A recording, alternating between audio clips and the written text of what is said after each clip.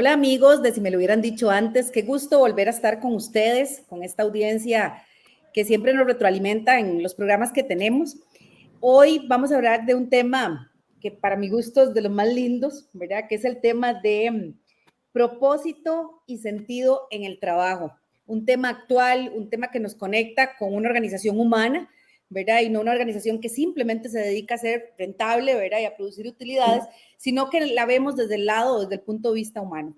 Y para eso, hoy nos acompaña Daniel, Daniel Hernández. Daniel es gerente de gestión de calidad de Pastas Roma y docente de la UTN y del TEC.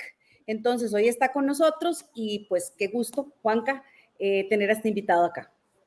Sí, muchísimas gracias a todas las personas que están viendo este episodio y a Daniel por acompañarnos en este día, en este programa, que nos entusiasma mucho. Como dice Carla, son temas que en este canal nos gusta mucho y buenísimo aprender de alguien que tiene la parte académica como profesor, como docente investigador, pero también la parte práctica profesional en la experiencia en este tipo de empresas. Entonces, para entrar en materia, les propongo que lancemos la primera pregunta. ¿Qué buscan los colaboradores hoy en las organizaciones, Daniel? Hola, bueno, un gusto, ¿verdad? Un saludo a toda la audiencia. Bueno, vamos a ver.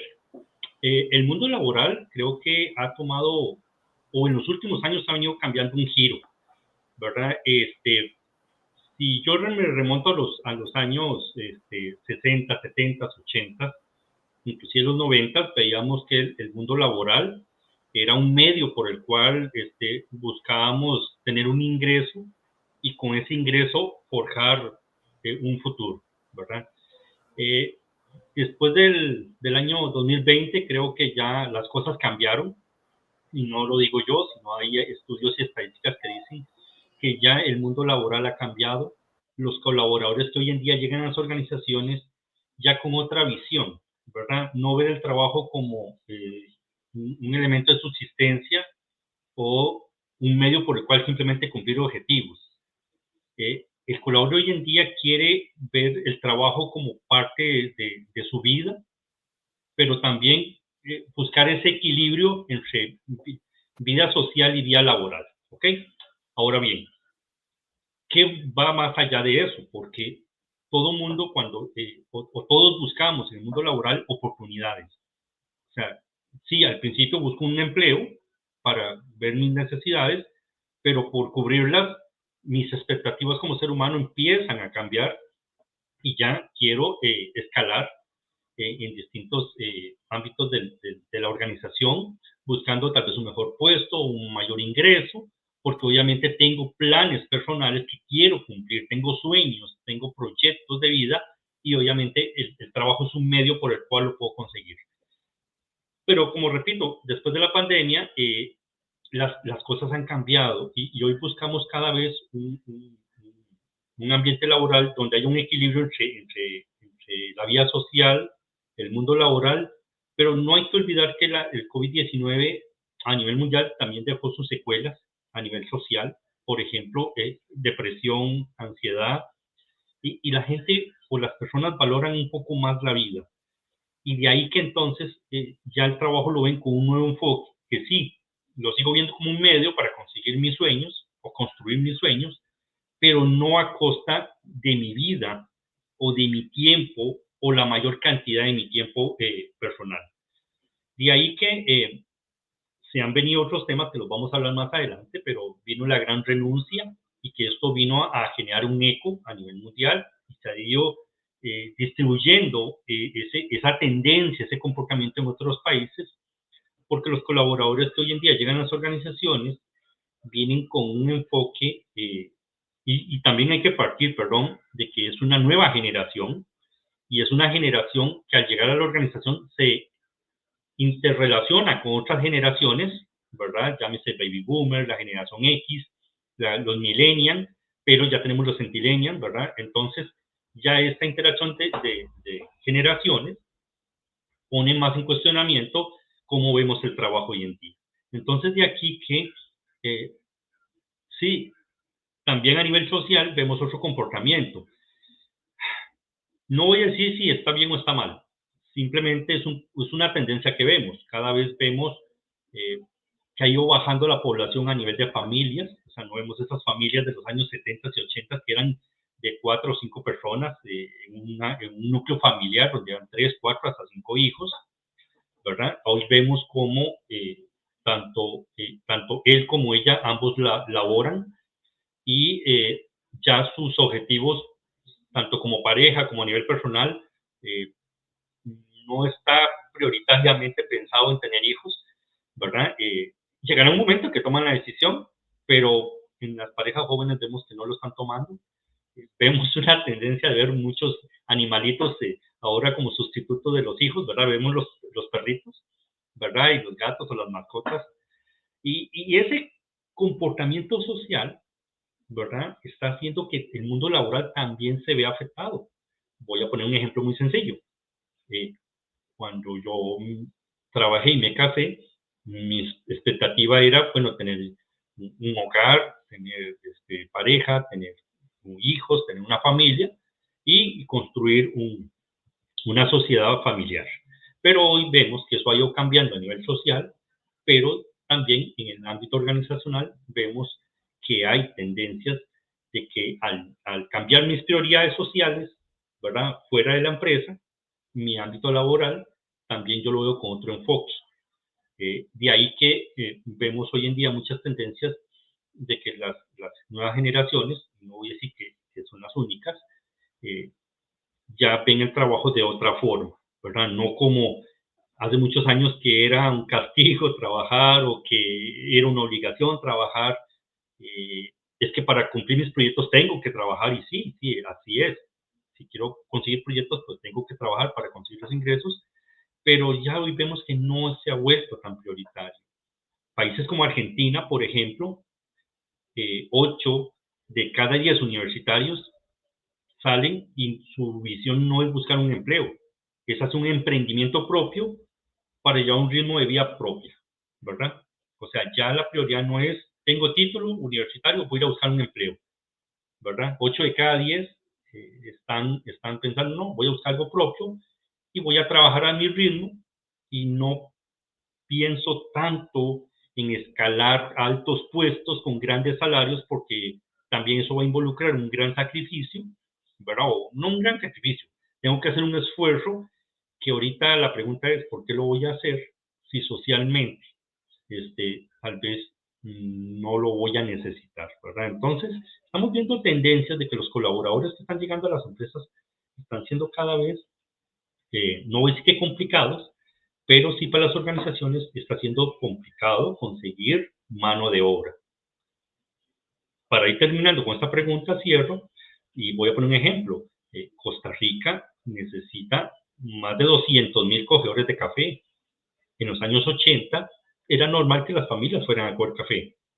Hoy en día tenemos que ver dónde conseguimos mano de obra para conseguir ese café, porque el costarricense dice, ¿por qué voy a ir a coger café? No, me instaron a que siempre estudiara, porque voy a trabajar, ¿verdad? Porque hasta el tema de trabajo infantil es otro tema muy amplio que también vino a cambiar algunas cosas.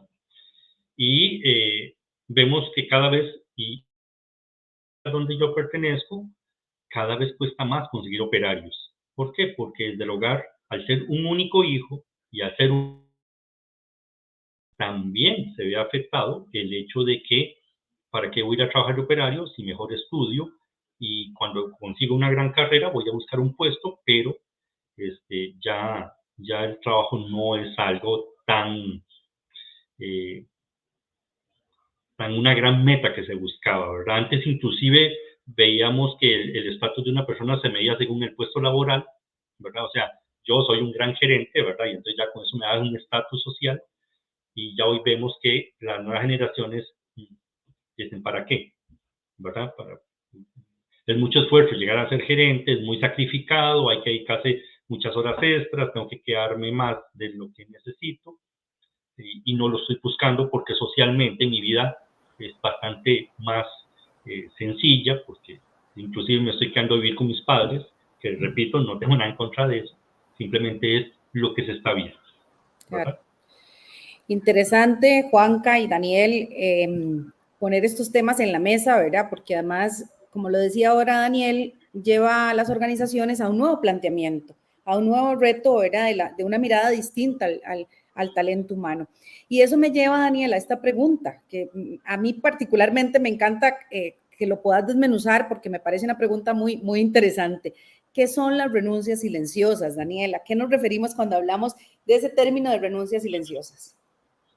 El término de la renuncia silenciosa, antes de la pandemia, porque se dio a conocer por un famoso video de TikTok que fue el que como se hizo viral, ¿verdad? La renuncia silenciosa. Un muchacho que a través de un video de TikTok manifestaba que con lo que se veía mucho en el impacto de la pandemia a nivel mundial, que no valía la pena sacrificar más allá de lo que hacía en su trabajo por lo que se le había contratado.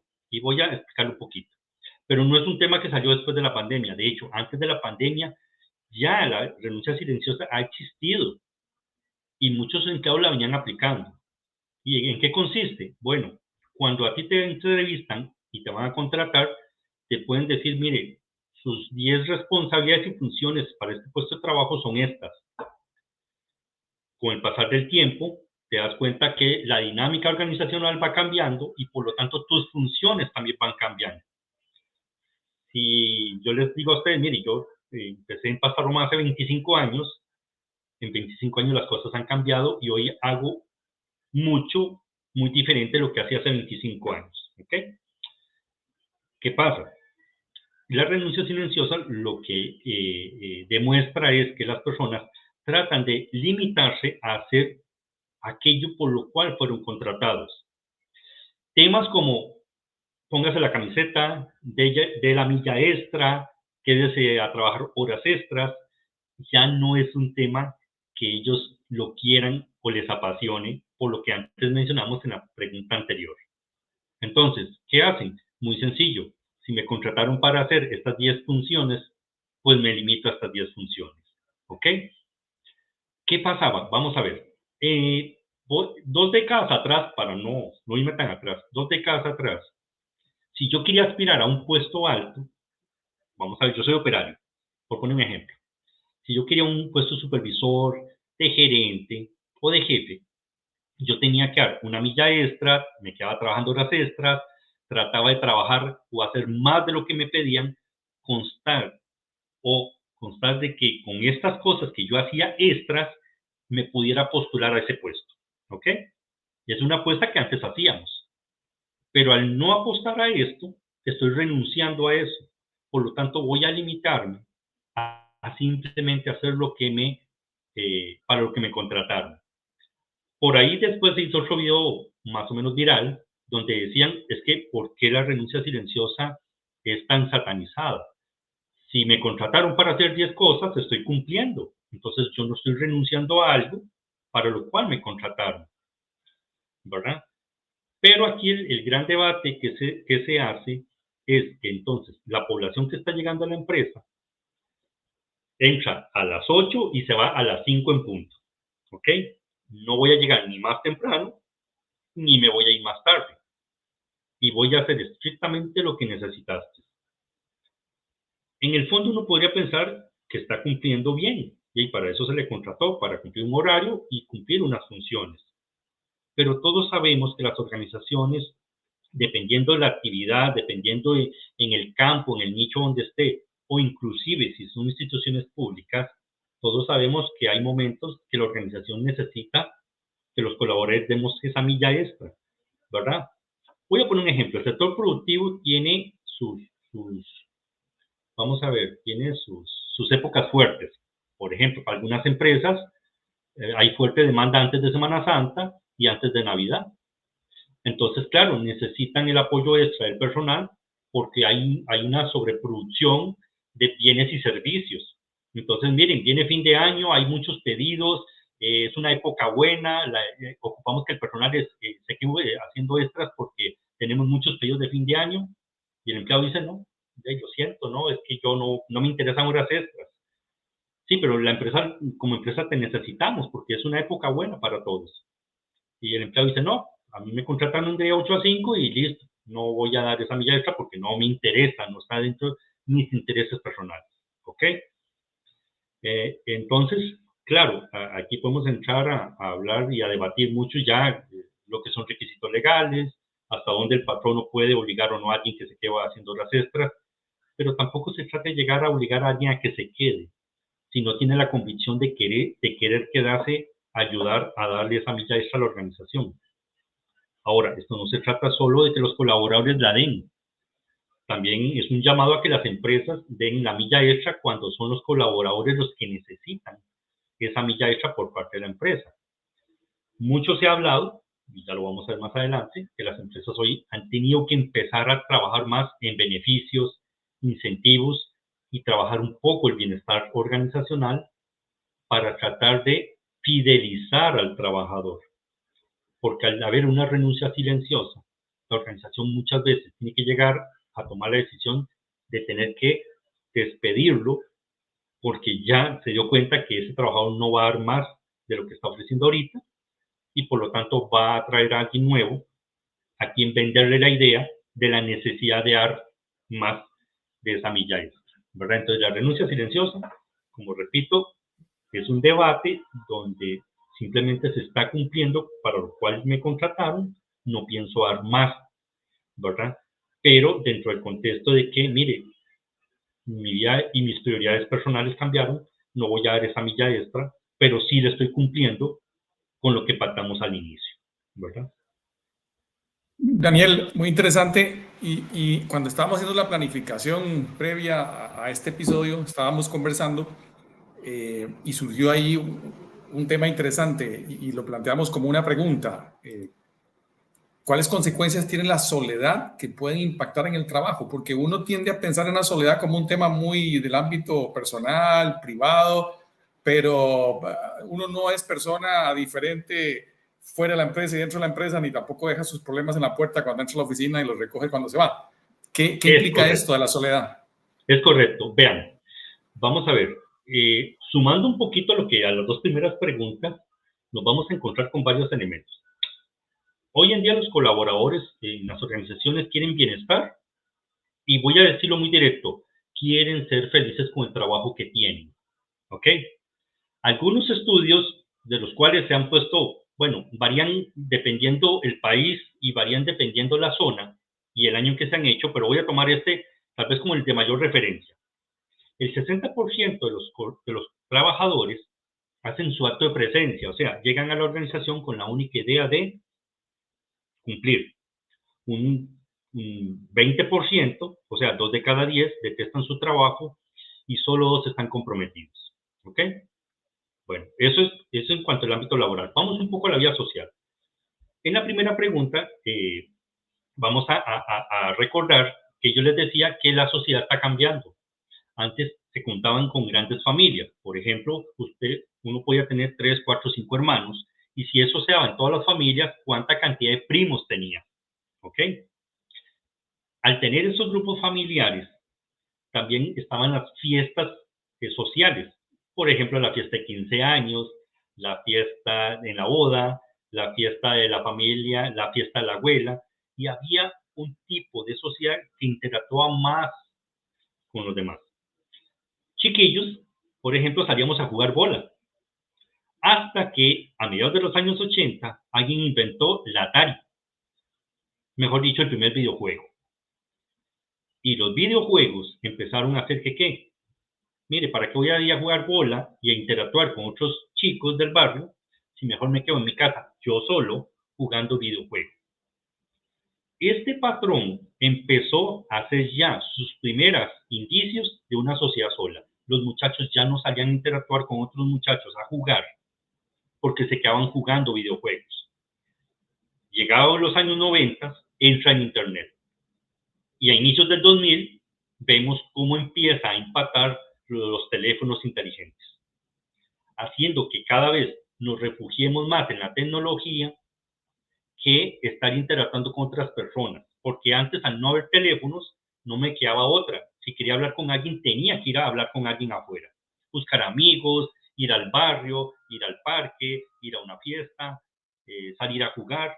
Era mi forma de interactuar, pero la tecnología ha hecho que no salga a la calle, ¿verdad? Sino que me quede dentro de mi casa o dentro de mi oficina, y desde ahí les hablo de manera por plataformas, ¿ok?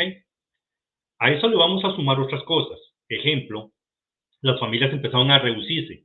Ahora vemos que con costo tienen apenas un hijo. Entonces, se empezaron a dar muchos casos, en su gran mayoría, de hijos únicos.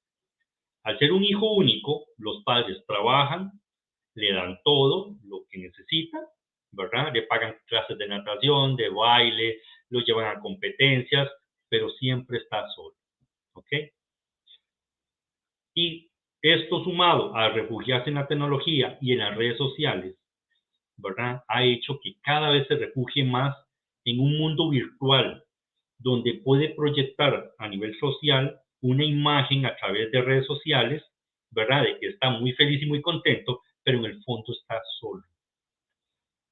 Este impacto social que se está dando está generando estragos a nivel social. Primero, los jóvenes, al estar solos y carecer de mayor compañía por familias y amigos, inclusive sus mismos primos, tienden a sufrir depresión, mayor caso de ansiedad, sufren una presión social porque al ser hijos únicos, los padres invierten mucho en ellos y ellos sienten la presión de ser muy exitosos para quedar bien con los padres, ¿verdad? Por un lado, o quedar muy exitoso para tratar de vender esa imagen a través de las redes sociales, ¿verdad?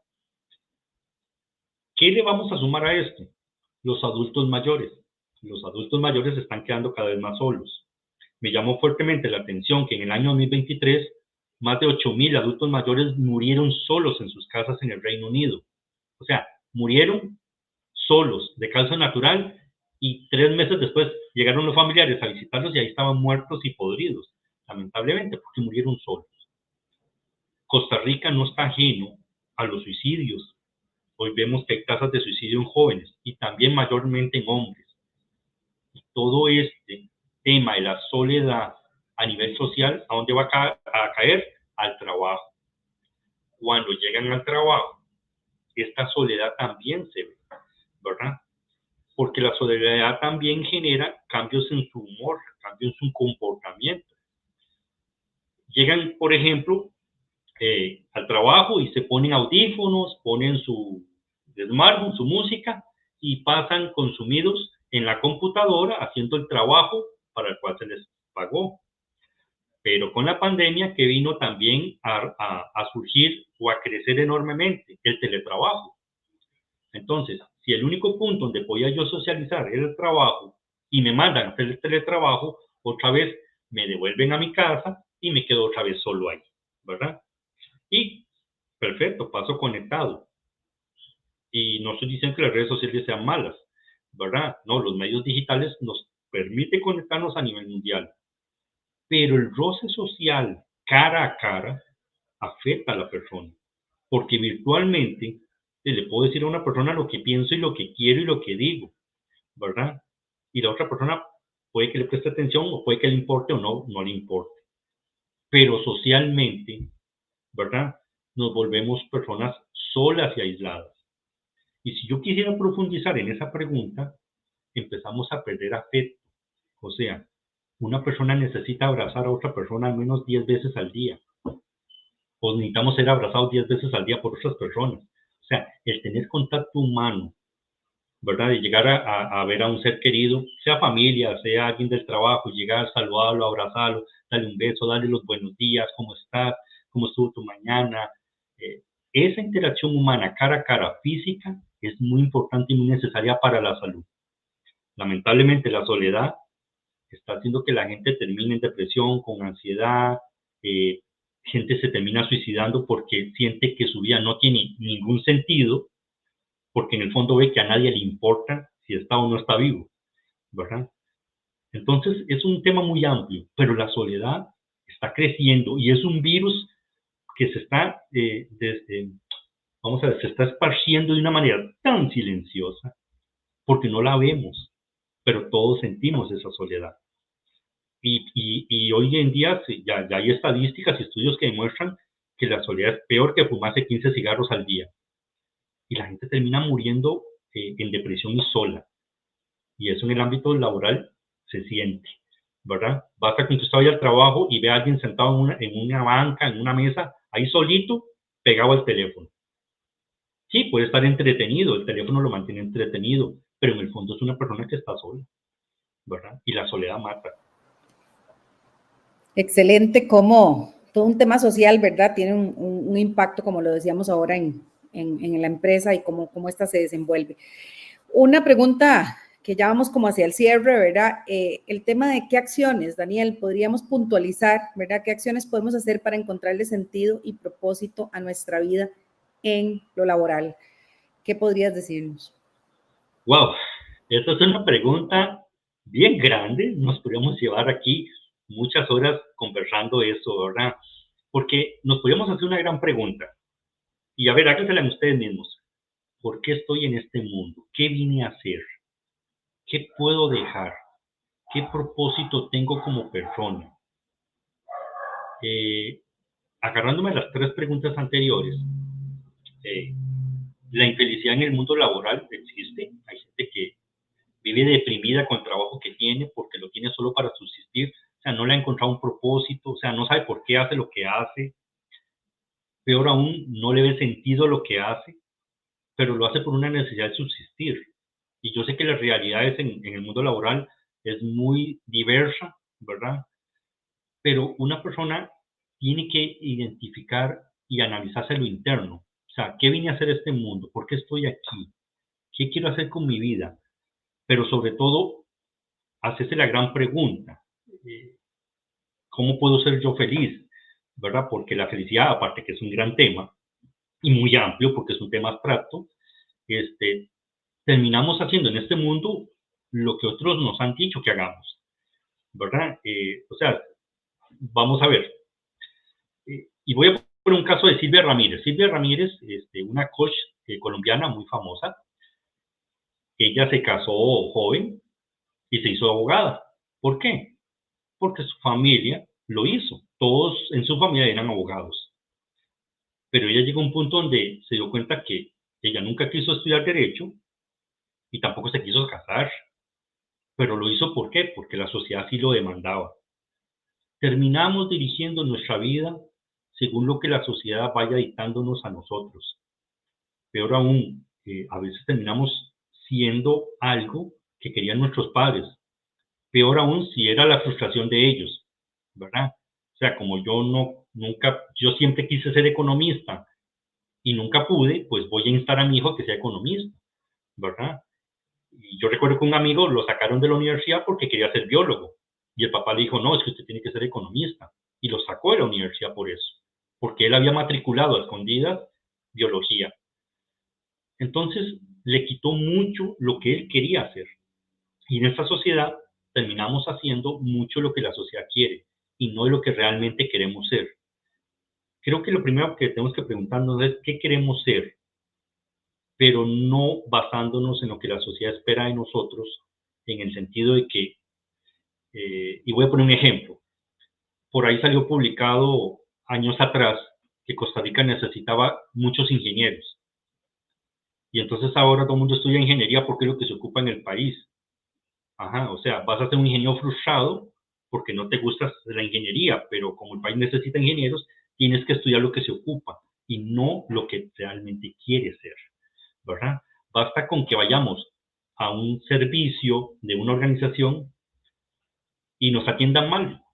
Y ahí nos damos cuenta que esta persona no ama lo que hace. Y si no ama lo que hace, no tiene sentido lo que hace para esa persona, ¿verdad? Hay personas que aman lo que hacen. Por ejemplo, he visto el caso de enfermeras que llegan y atienden una cama porque preparan a un paciente, porque ellas dan todo por ese paciente. Y si el paciente lo atienden bien y sobrevive y sale, ya la enfermera queda muy satisfecha de decir, contribuí para que una persona lograra sobrevivir y hoy en día está fuera del hospital. Eso lo viví mucho cuando estuve internado por el COVID-19. Yo fui uno de los casos de que estuve hospitalizado por COVID y vi cómo mucha gente luchaba por tratar de salvarle la vida a otros. Y el lograrlo les daba un sentido y un propósito a su existencia. ¿verdad? Y cuando en el mundo laboral encontramos personas que hacen su trabajo mala gana, que no les gusta, que lo hacen mal, no han encontrado ni siquiera su propósito de vida, mucho menos han encontrado un propósito en el trabajo que hacen, ¿verdad?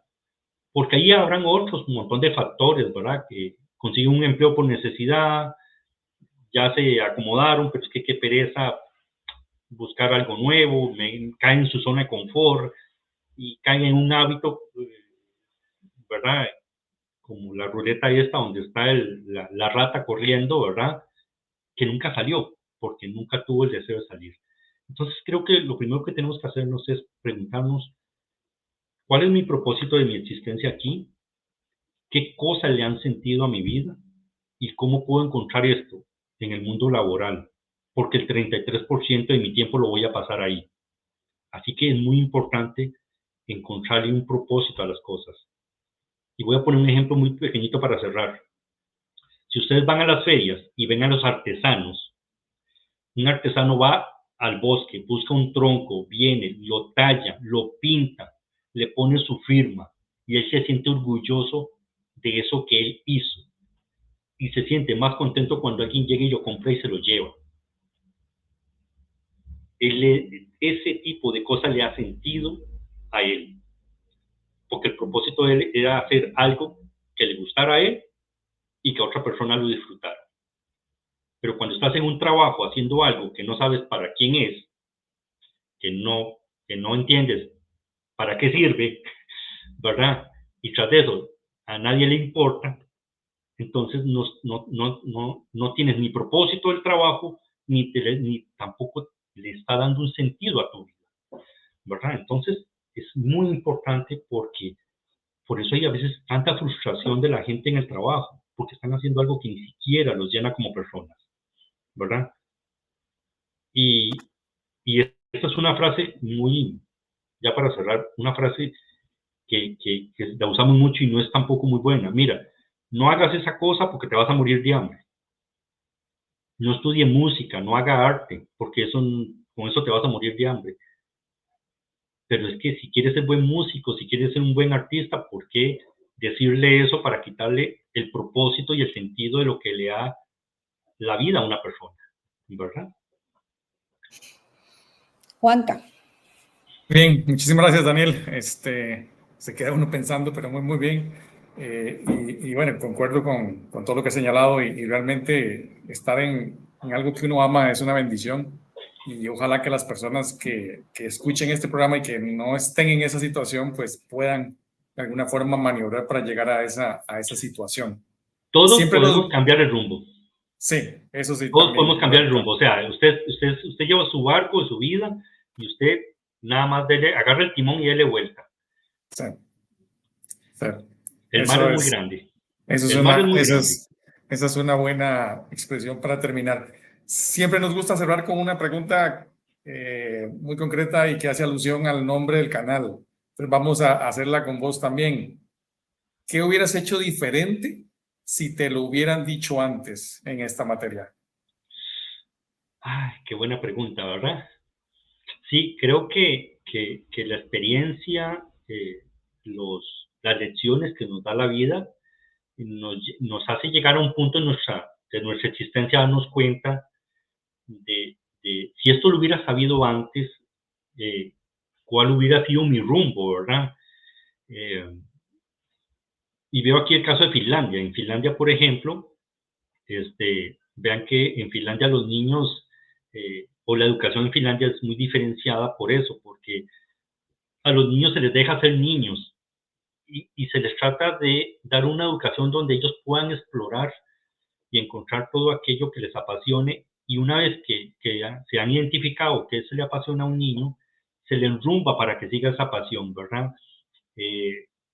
No le niego que me hubiera gustado mucho saber todas estas cosas desde antes porque hubiera hecho muchas cosas. De hecho, les confieso, yo me gradué en la escuela en el año 86 y mi papá era agricultor y yo no me fui para el colegio. Me fui a trabajar a la agricultura 2 años y mi papá me decía, deberías de ir al colegio para que estudies alguna profesión porque la agricultura hay temporadas buenas y temporadas no tanto, pero yo amaba la agricultura, yo me crié con un papá que era agricultor y desde los 5 años me gustaba mucho.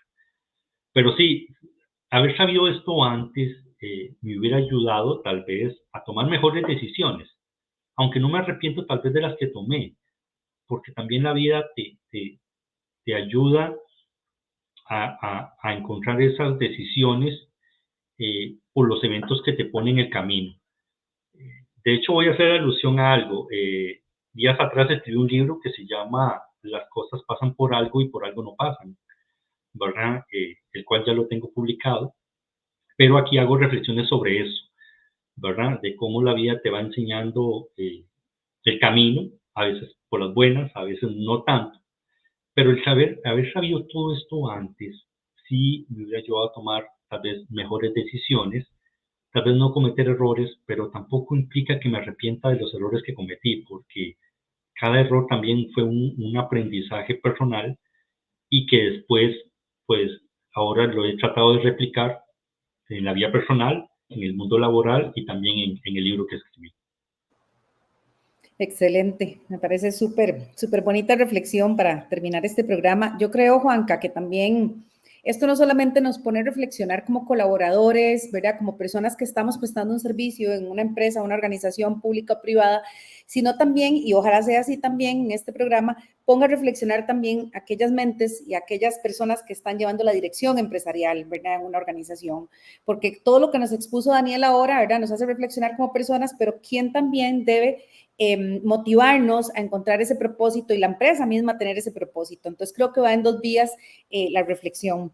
Agradecerle a Daniel por el espacio que nos brindó, por todas esas anécdotas, experiencias y conocimientos que nos compartió. Muy bonito el programa y de verdad muchísimas gracias. Y Juanca, recordar lo que siempre recordamos.